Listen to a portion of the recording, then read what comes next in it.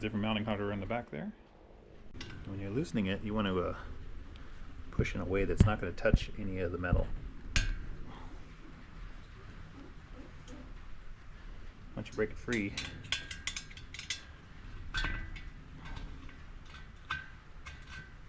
just be careful that you don't spin and hit your fenders. Give yourself a little scrape.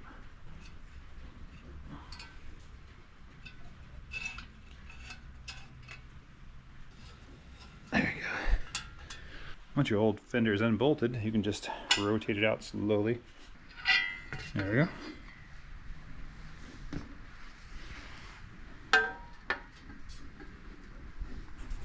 Here's the fenders next to each other. Here's the old one and here's the new one. As you can see, the mount has been changed here, so it will mount to the tail light instead of the long bar.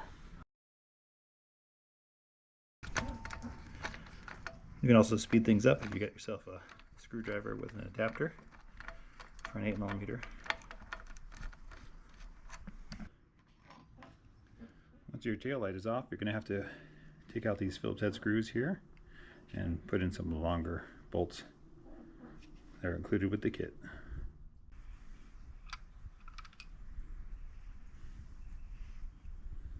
The whole piece just pops right off.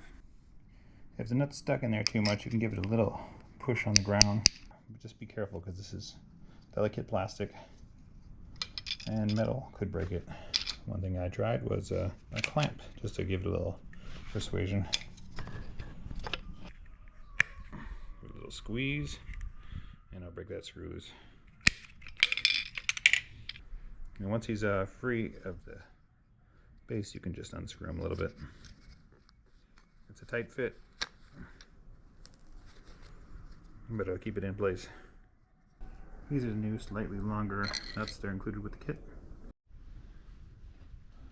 One thing you'll notice about the new fender is it has these bends in it right here that help give it extra strength and reduce noise.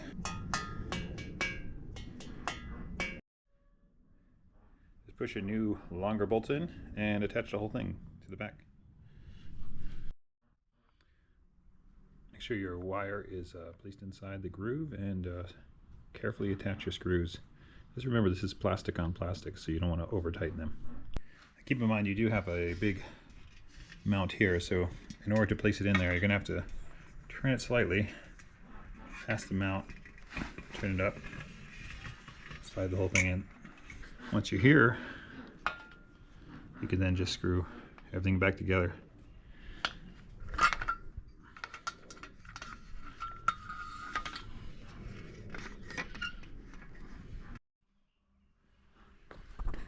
Once you get it all connected, just tighten down your bolts.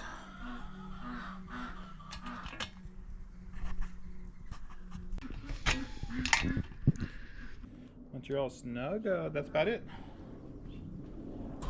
Tighten your other screw.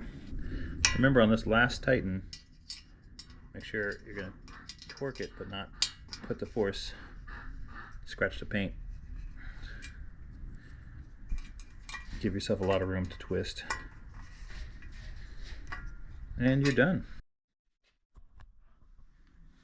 With the mount being here, instead of essentially down to here, it takes all that sound out of the fender itself. This rattling sound that you get is from the length of the wire, just like wind chimes. The longer the tube, the more it's going to echo. We get rid of that and mount it here.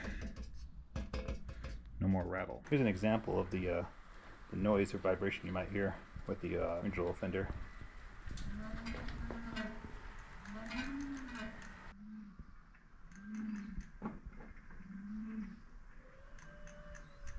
Quite a difference. Now you can only hear the motor.